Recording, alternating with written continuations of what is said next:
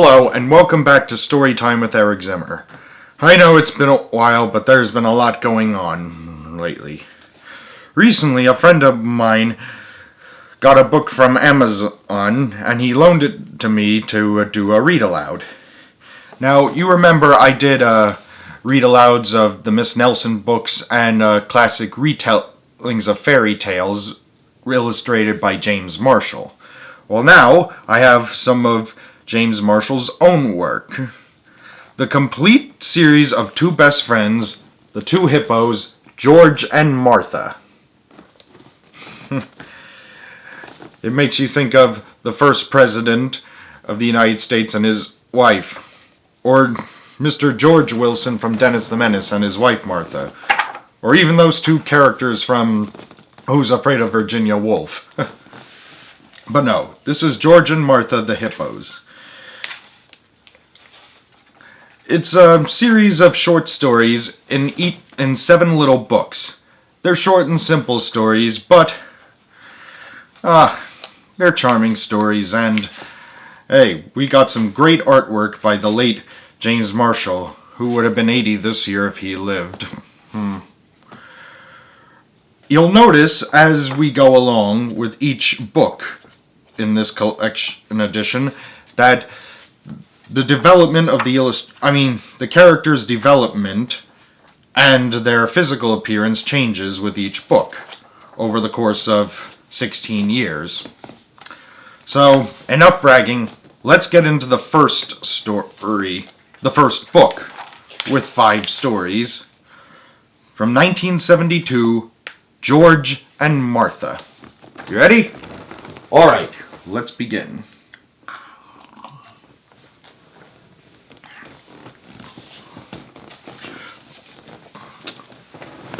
Book 1, George and Martha.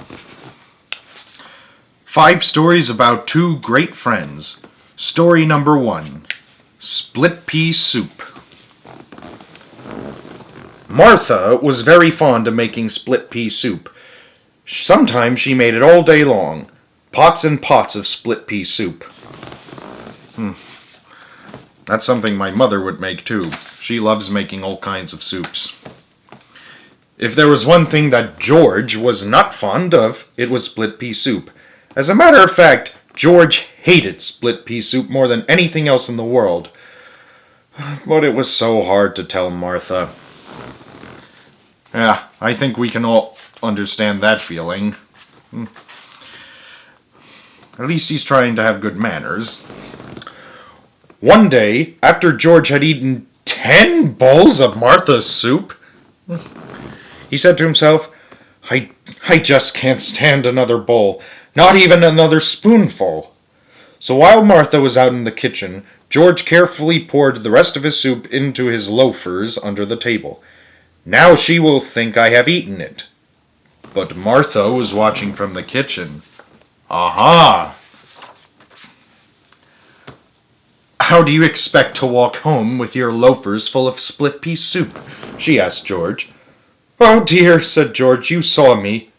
And why didn't you tell me that you hate my split pea soup? I didn't want to hurt your feelings, said George. Good man. That's silly, said Martha. Friends should always tell each other the truth. As a matter of fact, I don't like split pea soup very much myself. I only like to make it. From now on, you'll never have to eat that awful soup again. What a relief, George sighed. Would you like some chocolate chip cookies instead? Asked Martha. Well, that would be lovely, said George. Then you shall have them, said his friend Martha. I could go for some chocolate chip cookies myself right about now. Alright. Story number 2, The Flying Machine. I'm going to be the first of my species to fly, said George. Then why aren't you flying? Asked Martha. It seems to me that you are still on the ground. You are right, said George. I don't seem to be going anywhere at all. Maybe the basket is too heavy, said Martha. I think it has to do with the fact that they're hippos. Yes, said George. I think you are right again. Maybe if I climb out, the basket will be lighter.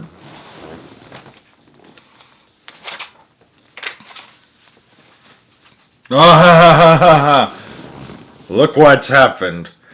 Oh dear, cried George. Now what have I done? There goes my flying machine. That's all right, said Martha. I would rather have you down here with me. Story number 3. The Tub. George was fond of peeking in windows. Uh-huh. I hope he's not being a peeping Tom. Oh! Oh my word. One day George peeked in on Martha.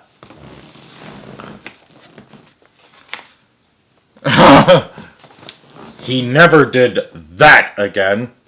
We are friends, said Martha, but there is such a thing as privacy. Something I noticed here. George is walking with a cane. Sometimes he wears a pork pie hat or something like that. And Martha wears a dress. Story number 4. The Mirror.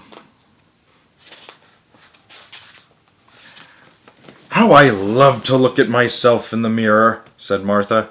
Every chance she got, Martha looked at herself in the mirror. Just like Carly Simon said, you're so vain.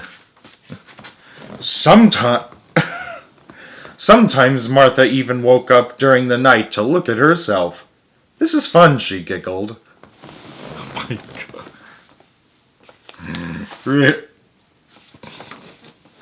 But George was getting tired of watching Martha look at herself in the mirror. That makes 2 of us. One day, George pasted a silly picture he had drawn of Martha onto the mirror. What a scare it gave Martha. Oh dear, she cried. What has happened to me? That's what happens when you look at yourself too much in the mirror, said George. Then I won't do it ever again, said Martha. And she didn't. Aha! The last story, The Tooth.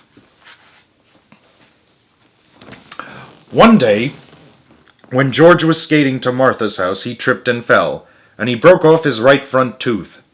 His favorite tooth, too. When he got to Martha's, George cried his eyes out. That must be really painful. Oh dear me, he cried.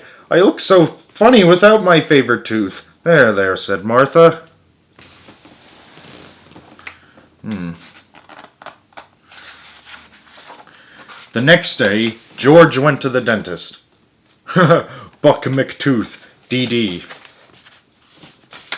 The dentist replaced George's missing tooth with a lovely gold one. When Martha saw George's lovely new golden tooth, she was very happy. George, she exclaimed, you look so handsome and distinguished with your new tooth. And George was happy too. That's what friends are for, he said. They always look on the bright side and they always know how to cheer you up. But they also tell you the truth, said Martha with a smile.